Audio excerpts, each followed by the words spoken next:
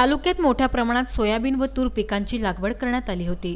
मोठ्या आशेने शेतकऱ्यांनी बियाणे खरेदी केले, मात्र पेरलेले बियाणे उगवलेच नसल्याने शेतकऱ्यांवर आता तिबार पेरणीचे संकट गोंगावत आहे। भरपूर उत्पन्न होईल या अपेक्षेने शेतकऱ्यांनी पेरणी केली, मात्र निकृष्ट बियाणांमुळे त्यांच्या स्वप्नांवर पाणी फिरले गेले।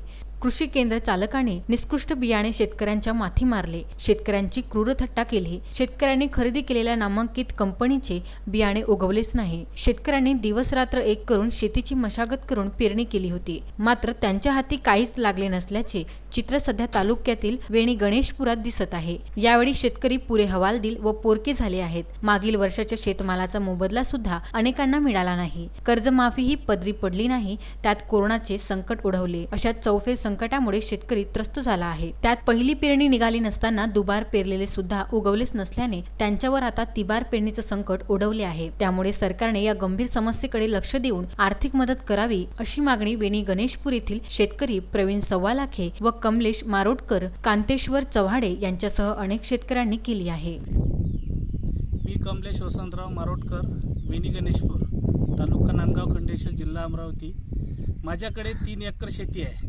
3 एकर शेतीमधून माझं याच्यावर सर्व कुटुंब आणि सर्व याच्यामुळं आम्ही शेतीमुळंच आम्ही राबतो आणि शेतीमधलं उत्पन्न काढतो आणि खातो। परंतु आमच्याकडे कुठल्याच प्रकारचा कमाईचा सोर्स नसल्या कारणामुळं आम्हाला कसं जगावं आणि कोणत्या प्रकारे जगावं हे आम्हाला सुचत नाही।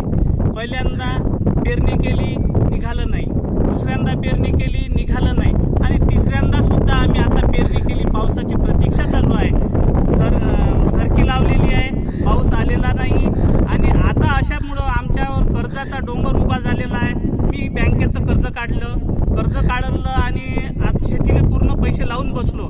आता माझी सावकाराकडे धाव असल्या कारणामुळं मी पैसा मागून राहिलो, पण कोणी पैसा द्यायला तयार नाही। आता काही सुचत नसल्या कारणामुळं मला आत्महत्या करण्याचे पर्याय नाही, आणि शासनानं याच्याकडे पाठ फिरू नये, आणि मला या शासनानं माझ्याकडे दुर्लक्ष न करता याची गंभीर दखल घेऊन आमच्याकडे गावातील सर्वच लोकांचे बरेच कास्तकार लोक आहे, त्या कास्तकार लोकांचा जो पेरणीचा जो काही हे झालेला आहे खर्च, म्हणजे दामदुप्पट झाल्यामुळे त्यांना सुद्धा ते लोक अडचणीत आलेले आहे। शेती पेरणी जोगतं आपण जे करत आहोत, आपण कशामुळं करत आहोत, आपल्याला काहीतरी उत्पन्न मिळालं पाहिजे।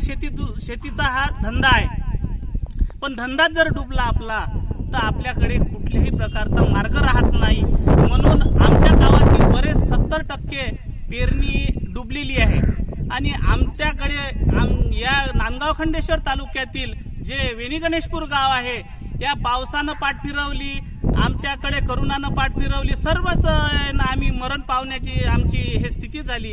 यांची गंभीर दखल घेऊन आम्हाला या शासनानं ताबडतोब काहीतरी मदत करावी, नाही तर आत्महत्या केल्याशिवाय कुठलेही पर्याय नसल्यासारखं आम्हाला दिसत आहे। उत्तम ब्राह्मणवाडे, सागर सव्वालाखे, विदर्भ न्यूज, नांदगाव खंडेश्वर।